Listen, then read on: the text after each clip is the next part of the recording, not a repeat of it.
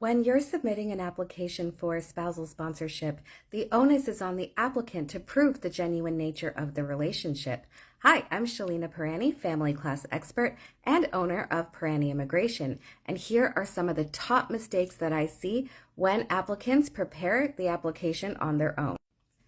Number 5 is when couples submit a marriage license instead of a marriage certificate.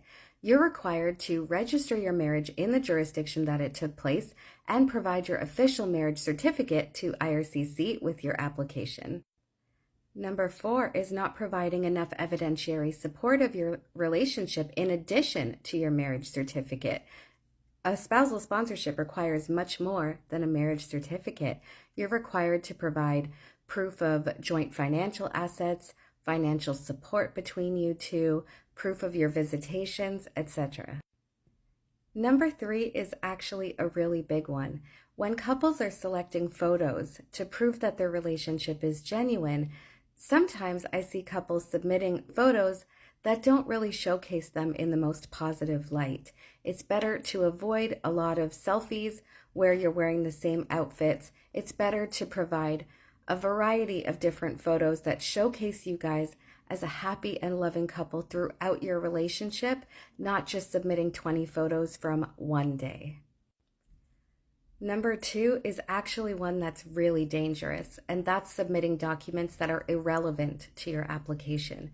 Sometimes I see people that want to submit every possible thing that they can find, but when the documents are irrelevant, the officer still has to look through them and process them and take them into consideration when making a decision on your application. So it's very important that everything that you submit is in support of your application. And when you don't understand what you're submitting and how it might hurt you, it's better that you seek help from an authorized representative.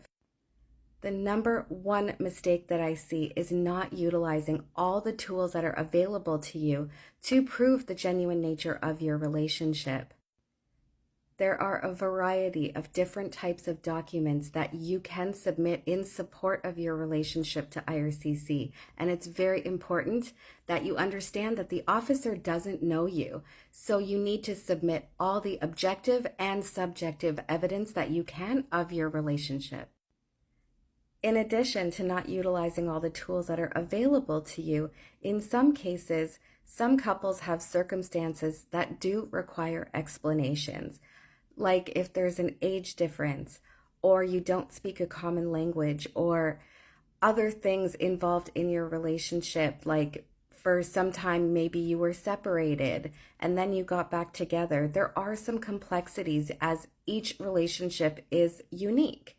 And sometimes some of those things do need to be explained in detail and properly in order to satisfy an officer's concerns that it is a genuine marriage and not a marriage of convenience. If you're starting the process to sponsor your spouse or your partner, whether they're abroad or inside Canada, we'd love to help you. Contact us today for a free family class assessment.